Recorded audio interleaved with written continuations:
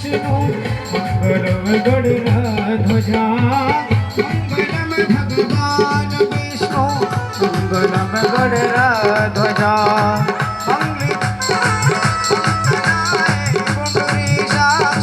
मंगलाय तनोहरि स्वागतम गुरुदेव शरणागतम गुरुदेव स्वागतम गुरुदेव शरणागतम गुरुदेव।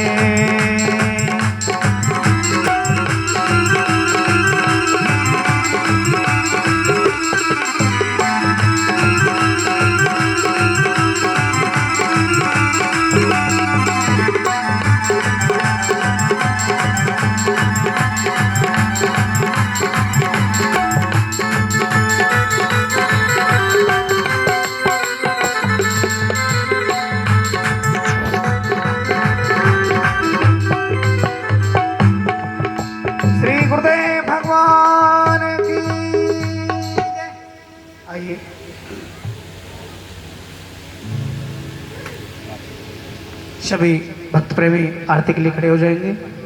सभी आगे की तरफ आकर के जो भी माताएं बहनें हैं जो भी इधर उधर टहल रही हैं, मैं उनसे भी निवेदन करूंगा कि ठाकुर जी की आरती होने वाली है। आप सभी माताएं बहन भगवान की आरती में जरूर आवें। भगवान की कथा अवश्य ही श्रवण करें। ये कथा सभी की है, आप सबकी है, भक्तों की है, समस्त पैराशाइन मतलब कानून वालों की है। तो आप सभी अपना कार्य समझ करके ही श्रीमद् भागवत कथा श्रवण करने के लिए पड़ा है। श्री राधे, जय श्री श्याम।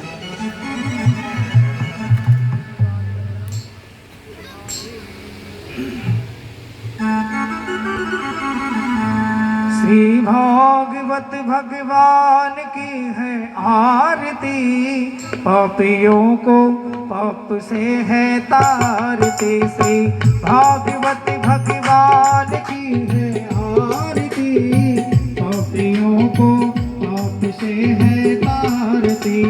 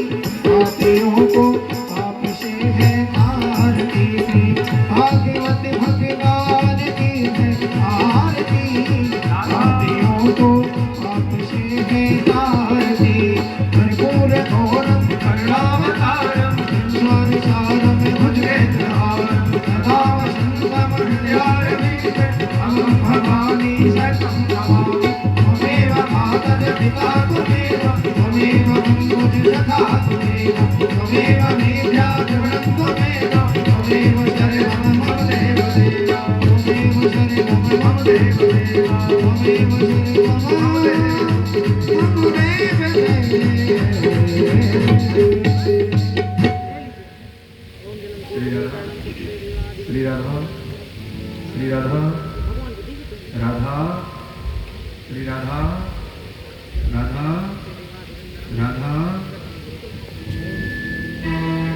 राधा राधा श्री राधा राधा राधा राधा राधा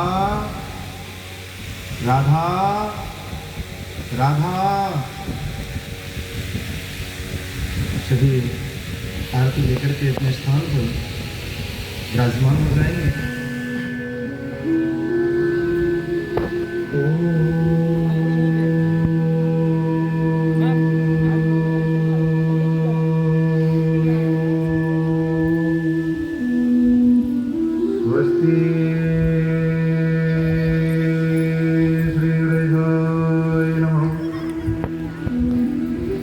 स्वस्ति श्री सरस्वती नमः। स्वस्ति श्री राधा कृष्ण चरण कमलेभ्यो नमः। श्री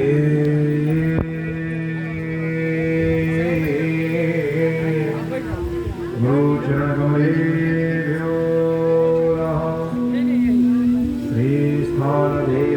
देवताभ्यो नमः। श्री ग्राम देवताभ्यो नमः। श्री ग्राम देवीभ्यो नमः। श्री कुलदेवताभ्यो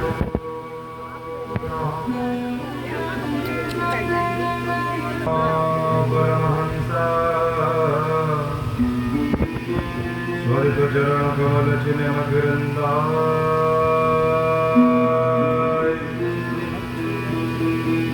भक्त जन मानस निवासाय श्री रामचंद्राय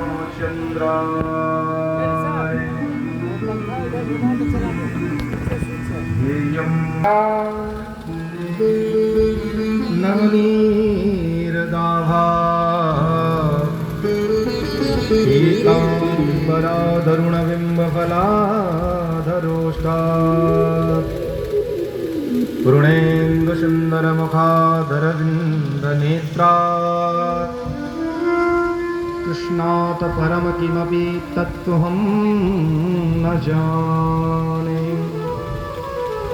गुरुर्ब्रह्मा गुरुर्विष्णु गुरुर्देवो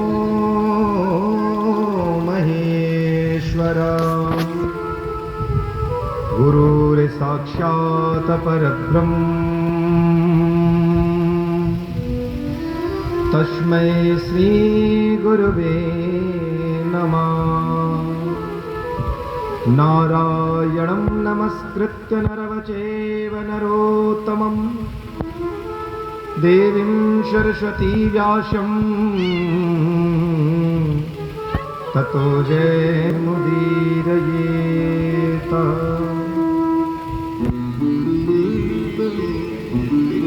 जय जय श्री राधा रमण और जय जय नवल किशोर। जय गोपी चित चोर प्रभु और जय जय माखन चोर। श्री मातृ पितृ चरण कमलेभ्यो नमः। श्री गुरु चरण कमलेभ्यो नमः। आइएगा सर्वप्रथम आज आपके इस पैरासाइन कॉलोनी में भगवान की बड़ी अनुकंपा एवं कृपा से ये श्रीमद् भागवत कथा ज्ञान यज्ञ यहाँ पर शुभारंभ होने के लिए जा रहा है। प्यारे भक्तों,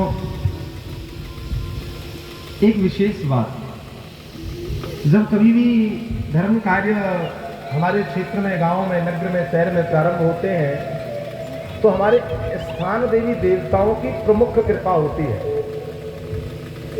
तो जो भी आपके यहाँ स्थान देवी देवता हैं, आप उनका स्मरण करते हुए कि प्रभु बड़ी कृपा की आपने, आप आए पधारें, ये कार्य आपका है। तो हमारा भी आपसे व्यासपीठ से करवत निवेदन स्थान देवी देवताओं को कि प्रभु आप आए, आपके नाम की चौकी लगी हुई हैं, आप आकर के विराजमान हो जाएं। द्वितीय निवेदन हनुमान जी महाराज से, क्योंकि राम काज करने को आतुर, राम के कार्य को, कृष्ण के कार्य को करने के लिए हनुमान जी महाराज व्याकुल रहते हैं। आतुर माने व्याकुलता, व्याकुलता माने पीड़ा। और अगर किसी को पीड़ा हो जाए और जब तक उस पीड़ा की दवा ना मिले तो रोगी को आराम नहीं मिलता, तो उस कार्य में बिन बुलाए भी वो चले जाते हैं। तो ऐसे हनुमान जी महाराज आपसे सर्वत्र निवेदन कि प्रभु आए पधारें और आपके नाम की पीठ लगी हुई है, चौकी लगी हुई है, आप विराजमान हो जाओगे।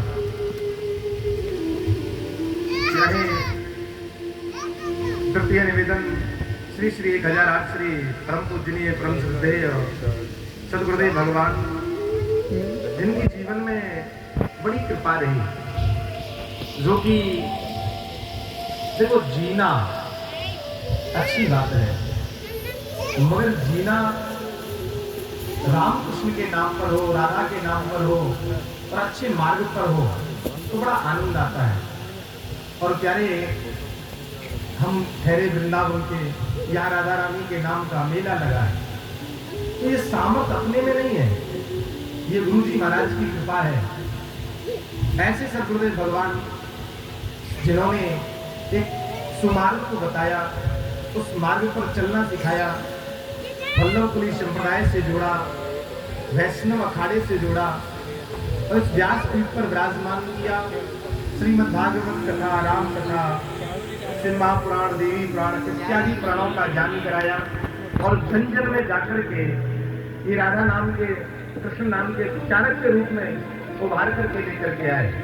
ऐसे सदगुरुदेव भगवान, आपके चरणों में हमारा व्यासपीठ से कोटन कोट प्रणाम है, नमन है। आए हुए सभी श्रोतागण, मातृ स्वरूपा माताएं, देवी स्वरूपा बहनें, पिता तुल्य बुजुर्ग समाज, बाल गोपालगण, जो भी पांडाल में आकर के विराजमान है, आपके हृदय में बैठे हुए राधा कृष्ण। देखिए प्यारे, जब आप सत्संग में, कथा में, कहीं भी शुभ कार्य में जाते हैं ना, आप नहीं जाते, सर्वप्रथम एक बुलावा आता है हमारे हृदय में।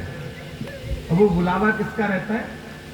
भक्ति का, कि चलो कथा प्रारंभ हो रही है, चला जाए। तो ये जो बुलावा है ना, ये भक्ति का बुलावा है। भक्त से यदि सुदासी यदि तो कृष्ण, जो भक्ति दासी है वो कृष्ण की दासी है। दासी अपने स्वामी का निमंत्रण लेकर के आपके पास पहुंचती है कि हमारे स्वामी आए, चलो आप कथा श्रवण करने पहुंचे। ऐसा भाव हृदय में आया तो तब आप यहाँ आते हैं, और जिसके हृदय में भक्ति महारानी आकर के विराजमान हो जाती है वो स्वतः पूजनीय होता है। इसीलिए पांडाल में जो भी भक्तगण आकर के विराजमान होता है ना, चाहे व्यासपीठ पे संत बैठे हो, ब्राह्मण बैठे हो, कोई भी बड़ा प्रवक्ता हो, वो भक्तों के लिए प्रणाम करता है। वो यही कारण है कि भक्तस्य यदस्य दासी कृष्ण हो, कृष्ण की दासी है भक्ति। और जो कृष्ण का हो गया और जो कृष्ण है उसके लिए तो सदैव झुकना ही पड़ेगा। तो आए हुए समस्त भक्तजन, आपके हृदय में बैठे हुए राधा कृष्ण और आपके लिए हमारा व्यासपीठ से कोटन कोट प्रणाम है, नमन है। आइएगा प्यारे भक्तों, आपने नाम को हम सुनी लेते हैं, श्रीमद् भागवत महापुराण या भागवत की कथा होने के लिए जा रही है, बड़ी सुंदर बात। मगर प्यारे आज आप यहाँ पर पधारे, बच्चे लोग थोड़ा शोर नहीं करें, राधा राधा। तो प्यारे बड़ी ही आज की सुंदर कथा है। मेरे प्यारे अकारण करुणा वरुणा वक्त वांछा कल्पतरु ताम्रधारी बाल कृष्ण लाल की ये बांगमयी प्रतिमूर्ति श्रीमद् भागवत कथा। और जो आज की कथा है वो महात्यम की कथा है। महात्म वो यदि तो महत्व, जब तक हमें किसी भी वस्तु का महत्व नहीं पता है ना, तो वो हमारे लिए बेकार है। जैसे अभी गर्मी पड़ रही है, पंखे का एक महत्व है, पसीने आ रहे हैं, पंखा चलाया जाएगा तो पसीने नहीं आएंगे, थोड़ा शांति मिलेगी। यही पंखा हम सर्दी में प्रयोग नहीं करते, क्योंकि करेंगे तो बीमार पड़ जाएंगे। तो आपको इसके महत्व का पता है। इसी प्रकार से आज जो कथा है वो महात्यम की कथा है कि भागवत श्रवण करने से हमें मिलता क्या है, इसकी विशेषता क्या है। मगर इसमें प्रवेश करने से पहले 2 मिनट गोविंद नाम संकीर्तन अपने मन और वाणी को पवित्र करके कथा में प्रवेश करेंगे बड़े भाव से।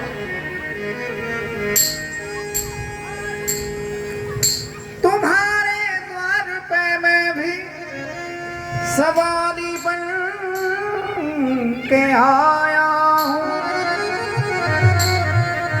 तुम्हारे द्वार पे मैं भी सवाली बन के आया हूँ। करो कृपा श्री राधे, मैं कर्मों का सताया हूँ। ताली बजाते हुए सभी भगवान का भजन गाएंगे।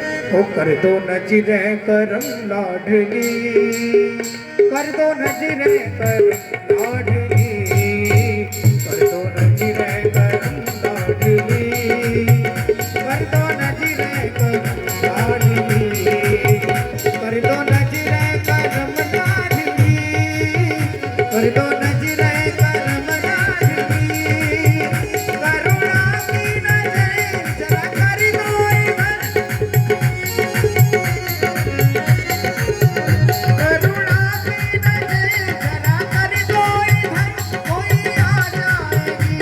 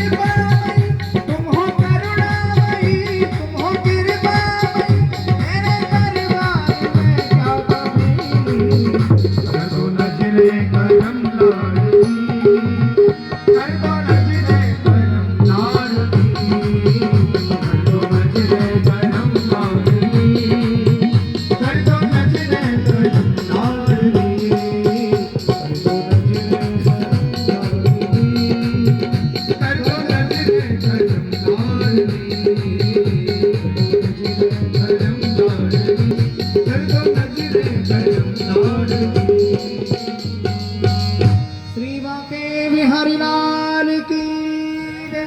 बांके बिहारी लाल की जय हो। श्री राधा रानी की जय हो।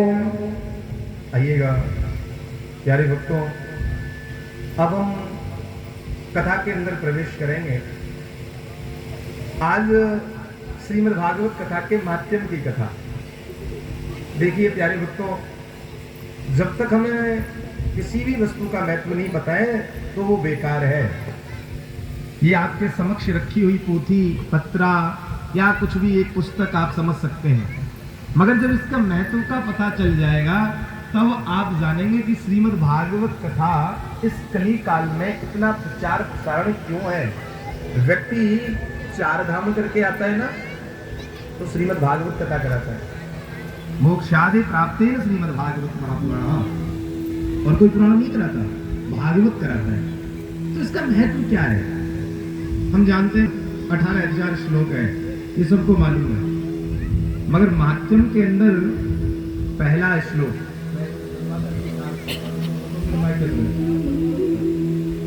तो भागवत के अंदर माध्यम में पहला श्लोक शायद आप सब जानते होंगे कि सच्चिदानंद रूपाय विश्वोत्पत्त्यादि हेतवे तापत्रय विनाशाय श्री कृष्णाय वदे नमः। सच्चिदानंद रूपाय। अच्छा, 18,000 श्लोकों में से यही श्लोक क्यों चुना गया? भाई पहला श्लोक है सरूपाय विश्वोत्पत्त्यादि हेतवे तापत्रय विनाशाय श्री कृष्णाय वदे नमः। और भी श्लोक ले सकते थे वेद व्यास जी, यही श्लोक क्यों आया है? यम प्रभजन्तमनुपेतमपेत निगम कल्पतरो गलितम। कोई भी श्लोक, इसका एक महत्व है। ये श्लोक हमको कुछ बताना चाहता है। जैसे आप यहां पर पधारे, आप एक विशेष बात को सुनकर के यहां पे पधारे। क्या कि यहां पे भागवत कथा ज्ञान यज्ञ हो रही है, चला जाए। आप हमें नहीं जानते, हम आपको नहीं जानते, मगर आप सुन करके आए कि यहाँ पे भागवत कथा हो रही है। तो ये विशेष वस्तु क्या है, विशेष महत्व क्या है? भागवत। तब आप हमसे जुड़े। अब आप जानोगे कि महाराज जी कहाँ से हैं, शादी वादी हुई कि नहीं, बच्चे बच्चे हैं कि नहीं, माता पिता हैं कि नहीं। तो ये क्या है? परिचय है। इसी प्रकार से ये श्लोक ये विशेष है, और ये हमें विशेष बात बताना भी चाहता है। सच्चिदानंद रूपाय। क्या रे? सच्चिदानंद सब जानते हैं कि नाम भगवान का है। सच्चिदानंद जो नाम है वो भगवान का है। सत्य कहिए जो बिन से नाई, चित चेतन सकल घट माई। जो सच्चिदानंद, मगर ये सच्चिदानंद कैसे शब्दों को बना करके बना है? सत्य चित्त आनंद तरह सच्चिदानंद। सत्य चित्त आनंद, तब बना है सच्चिदानंद, जिसमें सत्य भी है, चित्त को आराम भी है और आनंद भी है। वही सच्चिदानंद है। मगर सत्य, अच्छा सत्य क्या है? देखो, आप भी मातृ गर्भ से पैदा होकर के आए हैं, उसी से हम भी पैदा होकर के आए हैं। जब एक बच्चा जन्म लेता है ना, तो उसे गोदी में लेते हैं, खिलाते हैं। पिताजी कहते हैं नहीं नहीं ये बेटा मेरा है, दादाजी कहते हैं नहीं नहीं मेरा है, चाचा जी कहते हैं नहीं मेरा है।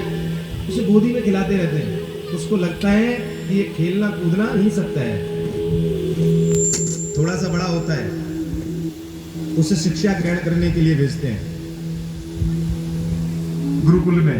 चलो अब तो गुरुकुल बच्चे बहुत कम ही जाते हैं, क्योंकि कॉन्वेंट स्कूल में ही लगा लो।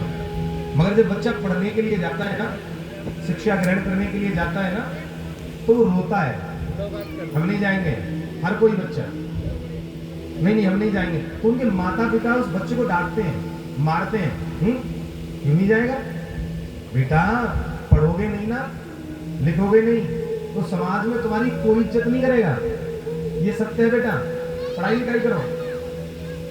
अच्छा, उसे सत्य बता दिया, वो पढ़ने गया, अब कोई डॉक्टर बनता है, कोई इंजीनियर बनता है, कोई वकील बनता है, कोई अधिकारी बनता है, कोई प्राइवेट में नौकरी में काम करता है, कोई शास्त्री बनता है, कोई आचार्य बनता है, कोई पांडित कर्म करता है, जिसकी जैसी योग्यता। जब वो पढ़ जाता है, डिग्री लेकर के आता है, आपने मुझे पढ़ने के लिए भेजा, हम अपने पढ़ाई में पास हो गए, बड़ी प्रसन्नता होती है उसको, क्योंकि लोगों ने बताया था कि जब तुम पढ़ लिख जाओगे, यही सत्य है, फिर समाज आपकी इज्जत करेगी। और उसको वही बात रटी पड़ी है कि मुझे सत्य को हासिल करना है। जब वो पढ़ लेता है, लिख लेता है, तो बड़ा प्रसन्न होता है। जब उसको उत्तीर्ण हो जाता है, घर पे आता है, तो उसी के घर वाले कहते हैं, देखो बेटा, पढ़ लिए लिख लिए अच्छी बात है, मगर अब विवाह कर लो। बोले नहीं हम अभी शादी वादी नहीं करेंगे। बोले कैसी बात कर रहे हो आप, गृहस्थ जीवन में आना पड़ेगा आपको। अरे गृहस्थ आश्रम, इसके लिए गृहस्थ आश्रम, अरे गृहस्थ आश्रम बेटा संत ऋषियों से भी ऊंचा बताया है, आप इससे भागते। नाना प्रकार की बात बताते हैं उसे, बेटा यही सत्य है, अगर विवाह नहीं करोगे ना तो कोई बगल वाला बिठाएगा नहीं। बोले क्यों? बोले हाँ, तभी आपको समाज में इज्जत मिलेगी।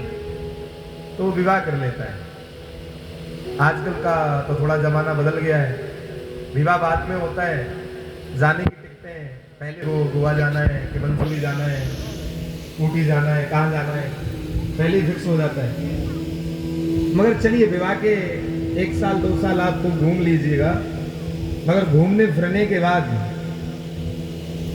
आप साल भर तो नहीं, साल भर घूम लो, उसके बाद घर आ जाओ, अर्थ नहीं कमाओ, तो आपके घर वाले ही क्या कहेंगे, भैया तेरे हाथ जोड़े, तब तक भजन बने रहोगे हमारी छाती पे, दुनिया कमा रही है, कमा के लाओ, और जब तक 2 पैसा नहीं कमाओगे ना तो तुम्हारी कोई इज्जत नहीं करेगा। और ये सत्य है।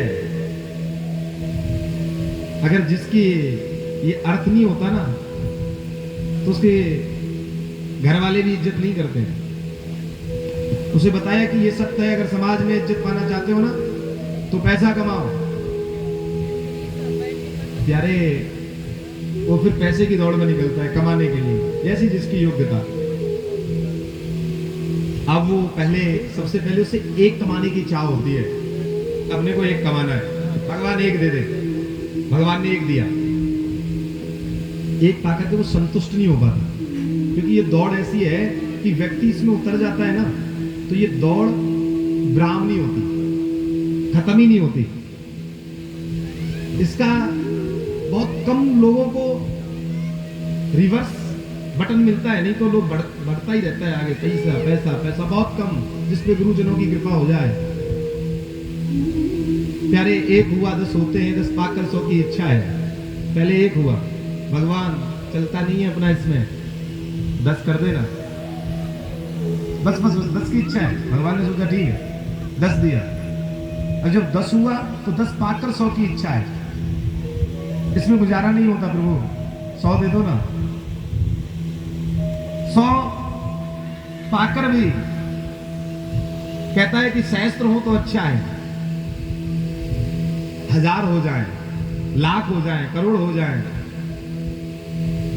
ऐसे ही कहते कहते राजा के पद पर जा पहुंचा। राजा भी अगर व्यक्ति बन जाए ना, फिर भी संतोष नहीं होता। ऐसी तो डायन कृष्णा है, इससे कभी संतोष नहीं होता। व्यक्ति चाहता ही रहता है कि मुझे और मिले, मुझे और मिले, मुझे और मिले। और इस जब दौड़ में गया ना, उसने जीवन भर कमाया, और एक बुढ़ापा आया, अपनी कमाई हुई वस्तु का उपभोग वो स्वयं नहीं कर पाता, मगर वो सोचता है कि लोगों ने इसको सत्य बताया। तो सत्येन कराचनो विनाशः, सत्य का कभी भी विनाश नहीं होता। सत्य आज भी ऐसा है, कल भी वैसा ही था, और तुम्हारे ना रहने पे भी वैसा ही रहेगा। सत्य को कभी नहीं बदला जा सकता। हाँ, झूठ को बदला जा सकता है। अगर आप किसी से सत्य बोलो कि जी ये सत्य है, तो उसमें फेरबदल नहीं हो सकता। सत्य तो सत्य ही है। हम अगर झूठ को बदल सकते हैं, आप झूठ को बदला जा सकता है मगर सत्य को नहीं। सत्य तो सत्य है। तो सोचने लगा व्यक्ति कि क्या करें, सत्य का तो कभी नाश नहीं होता। ये सत्य क्या है? मेरा बचपन चला गया तो वो सत्य नहीं था। और देखो, जो व्यक्ति पढ़ता है ना, लिखता है, शिक्षा ग्रहण करता है, बुढ़ापे में वो भी भूल जाता है। और उसके बाद में जो विवाह करता है, पक्का नहीं पता, सुनिश्चित नहीं है कि पत्नी पहले जाए कि पति पहले जाए, वो भी साथ छोड़ के चले जाते हैं। तो वो सोचता है कि सत्य क्या है। एक समय वो आता है मनुष्य के जीवन में, यम के दूत आते हैं, कहते हैं भैया चलो हम आपको बताते हैं सत्य क्या है। उसको लेकर के चले जाते हैं। जब वो दुनिया से व्यक्ति चला जाता है तो उसे एक नहीं, दो नहीं, चार नहीं, यार नहीं, व्यवहार नहीं, परिवार नहीं, सब लोग आते हैं। उसके जानने आने वाले भी आते हैं, कुछ वाने भी आते हैं कि आज नहीं गए भैया, ऐसे ऐसे फलाने व्यक्ति नहीं रहे, वहां जाना पड़ेगा। सब लोग आते हैं और उसके लिए एक गाड़ी तैयार करते हैं। भाई यात्रा करने जा रहा है, ये अंतिम यात्रा है जीवन की। जब व्यक्ति चला जाता है तो एक अंतिम यात्रा होती है, उसके बांसों की गाड़ी तैयार की जाती है कि नहीं। अब देखो, दूर की यात्रा है तो गाड़ी तो चाहिए। अगर आपको यहाँ से वृंदावन जाना है तो बस से जाओगे या अपनी गाड़ी से जाओगे या ट्रेन से जाओगे, कुछ ना कुछ व्यवस्था चाहिए ना, सुविधा चाहिए ना। मगर देखिए प्यारे, बच्चा जब जन्म लेकर के आता है, चाहे वो कोठी वाले के घर में हो, चाहे झोपड़े वाले के में हो, चाहे रोड पे हो, कभी आपने ऐसा देखा है कि नहीं भाई अमीर के घर बच्चा पैदा हुआ है, टाई बेल्ट लगा के, हाँ भाई ये अमीर है? नहीं। समानता भाव हो, मतलब समान भाव में हम वहां से आते हैं। सबकी स्थिति वही रहती है और भगवान बुलाता भी सभी को समान भाव में ही है। अभी तुम चाहे वैगनार में घूमो, चाहे स्कॉर्पियो में घूमो, चाहे ऑडी में घूमो, मगर जाने की गाड़ी सबकी एक सुनिश्चित है। वही चार चालक लग जाएंगे और आप अपनी गाड़ी पे आराम से लेट जाएंगे। जब वो गाड़ी के चालक चलेंगे तो आपको बताएंगे क्या कि राम नाम सत्य है, राम नाम सत्य है। पीछे जो चलने वाले लोग हैं वो कहते हैं भैया सत्य बोलो गत्य है, सत्य बोलो गत्य है, कि संसार में राम का नाम सत्य है। अगर तूने राम का नाम लिया है तो चिंता ना कर, तेरी गाड़ी आराम से मजे में चलेगी, क्योंकि सत्य बोलने से ही गति है। राम के नाम को लेने से, कृष्ण के नाम को लेने से ही गति है, अन्यथा संसार में कोई गति नहीं। तो प्यारे, पिंजड़े का पंछी पिंजड़े से फरार हो गया तो बताया कि राम नाम सत्य है, यही संसार का नियम है। अब उसके कोई भी काम नहीं आएगा राम का नाम, क्योंकि उसे पहले लेना था। यही संसार है। जो वस्तु आपके काम आएगी ना, उसे बहुत बाद में बताएंगे, जब आपके काम आने के योग्य नहीं रहेगी। इसलिए प्यारे, हम हैं, जब तक हैं जैसे भी हैं, हम जाप या भगवान का नाम जब भी मिले लेना चाहिए। माना कि पैसा भगवान से कम नहीं, हाँ, मगर पैसा भगवान तो नहीं ना। तो इसलिए ये ध्यान रखना चाहिए, पैसा कमाना ठीक है, जरूरी है, मगर कर्म के साथ साथ धर्म भी जरूरी है। तो राम नाम सत्य है, सत्य सच्चिदानंद रूपाय, सत्य चित्त आनंद। ये चित्त यहां बोलिए।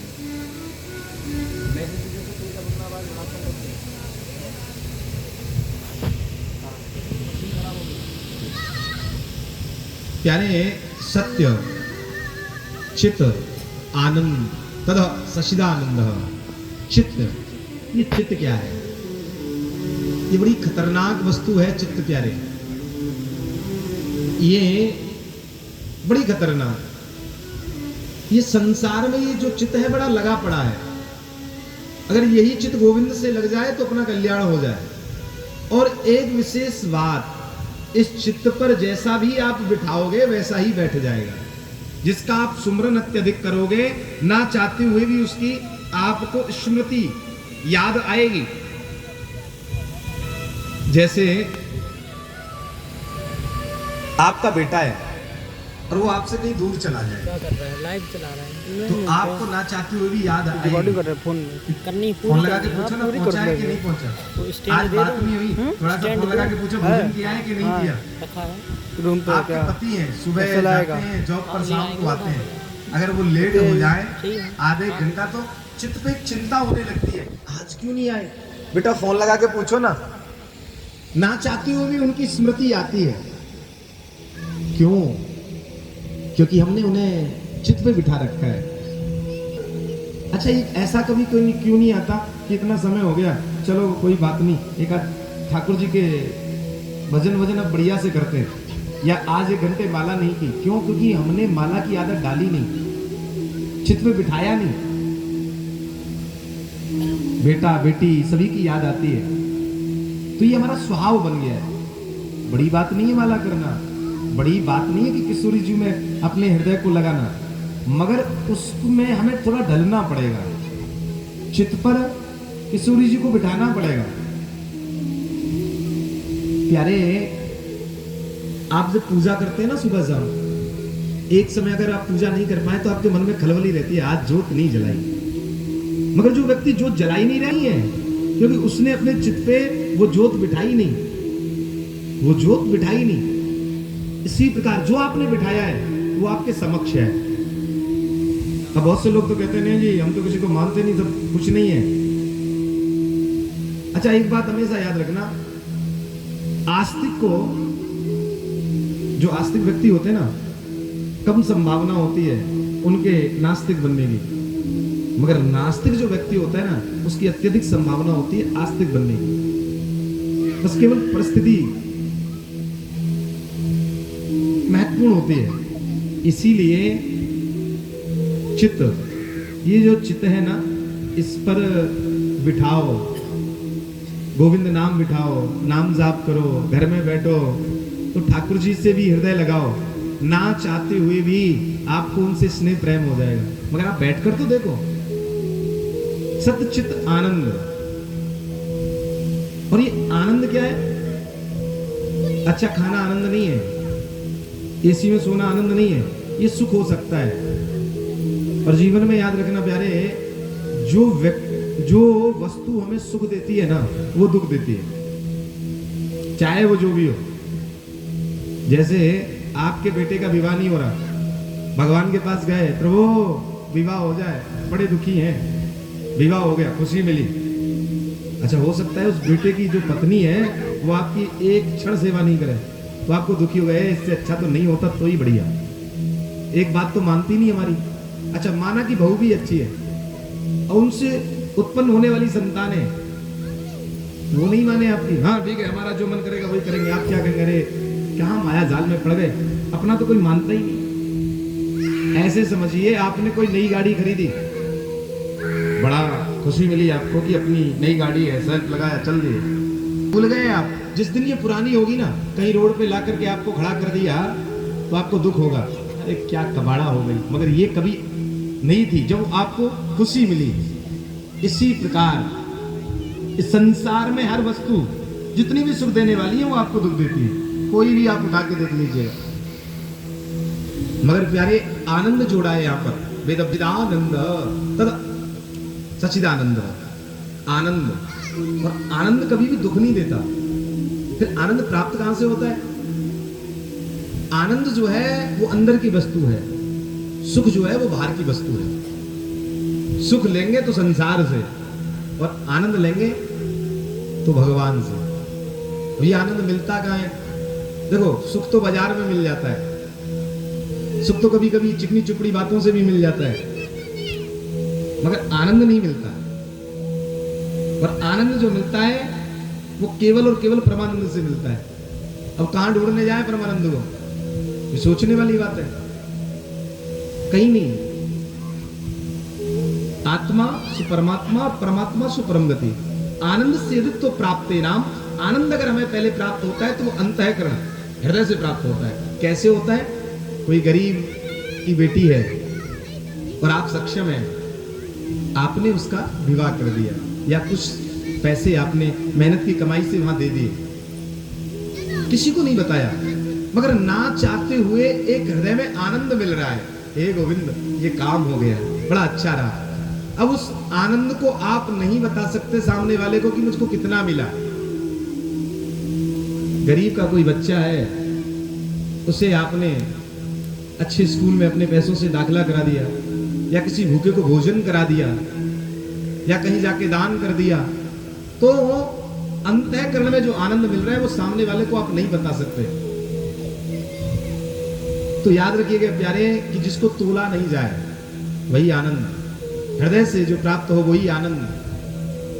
तो सच्चिदानंद रूपाय, जो सतरूप है, चित रूप है, आनंद रूप है, ऐसे सच्चिदानंद भगवान सच्चिदानंद रूपाय विश्वोत्पत्त्यादि हेतवे। विश्व में जितनी भी चीजें आप देख रहे हैं ना, जितनी भी उत्पन्न हो रही हैं, चाहे वो पेड़ है, चाहे वो पौधा, पशु है या जीव है या जंतु, जो भी है संसार में हर एक चीज उत्पन्न होने वाली, पेड़ पौधे पहाड़ जो भी आप देख रहे हैं, विश्वोत्पत्त्यादि हेतवे, पूरे विश्व को सृजन करने वाला, चलाने वाला, तापत्र विनाशाय। अब देखो आप इस विश्व में आए हैं, इस संसार में आए हैं, तो एक चीज सुनिश्चित है, इससे कभी मत भागना कि अगर इसमें आप आए तो आपको दुख मिलना सुनिश्चित है। और व्यक्ति सबसे पहले किससे भागता है? दुख से भागता है कि मुझे दुख नहीं मिले, क्योंकि संसार दुखम आल्यः तद संसारः। जो ये संसार को बताया है शास्त्रों में, यहाँ संसार जो है एक दुख का सागर है। अच्छा एक बात बताओ, आप समुद्र में कूद जाओ और कहो कि जल का छींटा भी शरीर पे नहीं लगे, ऐसा हो सकता है क्या? नहीं होगा।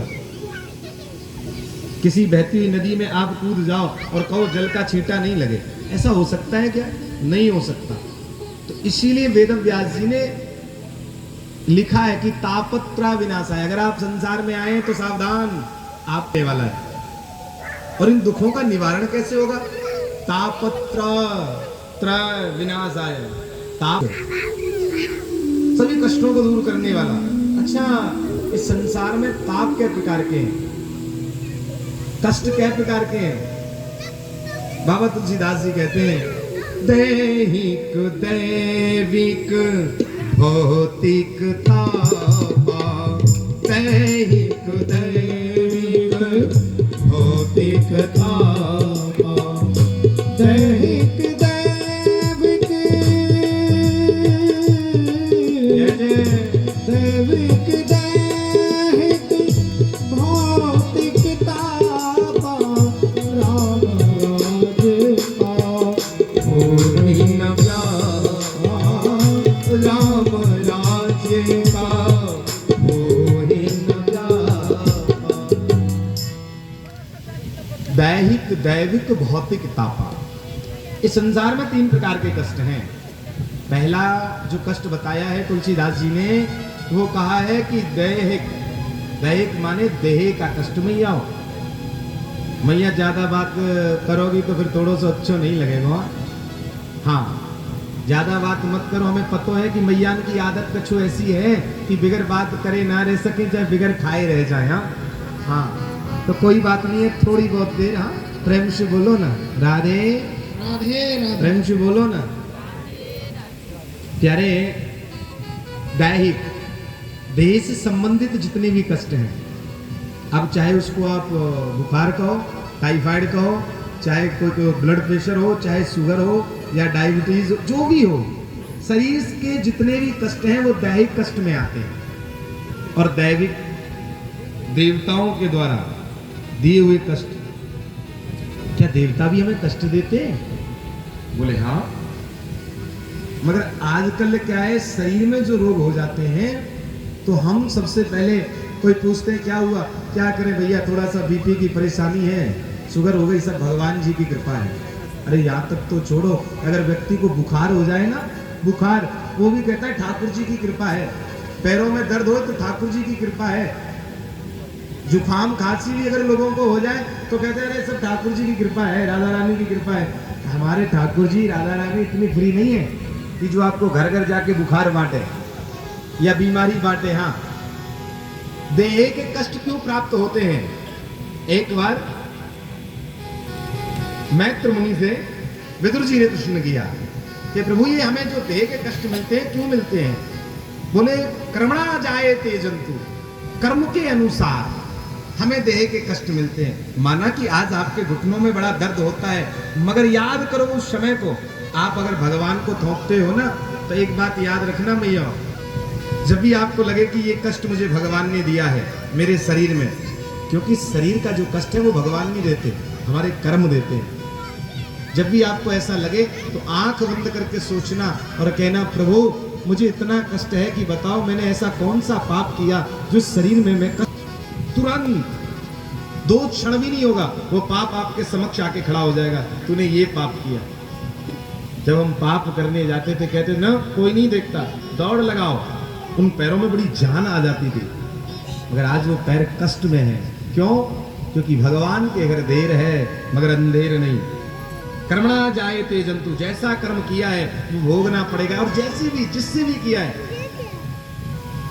प्यारे, किसी के आपने मन को छला है तो आपको कहीं ना कहीं आपके भी मन की विवृत्तियां, उलझन जिसे कहते हैं, आप जिसे बीपी कहते हैं, मन नहीं लगता किसी से बात कर, कहीं ना कहीं आपने किसी ना किसी के साथ जब गलत किया है तो ही शरीर का आपको दुख भोगना पड़ता है। याद रखिएगा ये बात, भगवान नहीं देते शरीर के कष्ट, हमारा पाप ही हमें शरीर का कष्ट देता है। दैविक देवताओं के द्वारा दिए हुए कष्ट, हाँ देवताओं के द्वारा भी कष्ट दिए जाते हैं। बोले प्रभु वो कैसे? कि जैसे कहने लगे कि प्रभु जब भगवान जब कष्ट देते हैं तो समान भाव में देते हैं। ऐसा नहीं है कि भगवान इनको कष्ट देंगे बगल वाले को छोड़ देंगे। जब भगवान कुपित हो जाते हैं, चाहे वो क्षेत्र से हो, चाहे वो जिले से हो, चाहे वो प्रदेश से हो, चाहे वो देश से हो, चाहे फिर पूरे संसार से हो, वो इतने सामर्थ्यवान है कि पूरे संसार को कष्ट देने में सामर्थ्यवान है। जैसे भगवान ने कहा ठहर जाइए, अत्यधिक पाप ना करिए, मैं हूं। अभी कुछ समय पहले एक कोरोना आया था, हाँ आया था ना, पूरे संसार को एक सचेत दिया, उसकी दवा नहीं मिल रही थी। भगवान ने बताया मैं हूं, इतने बुरे कर्म मत करो, मोबाइल हैंग हो जाएगा, पूरा मत करो, नहीं तो अगर मैं अपनी पे आऊं तो पूरे संसार को सताने में सामर्थ्य। कई धर्म के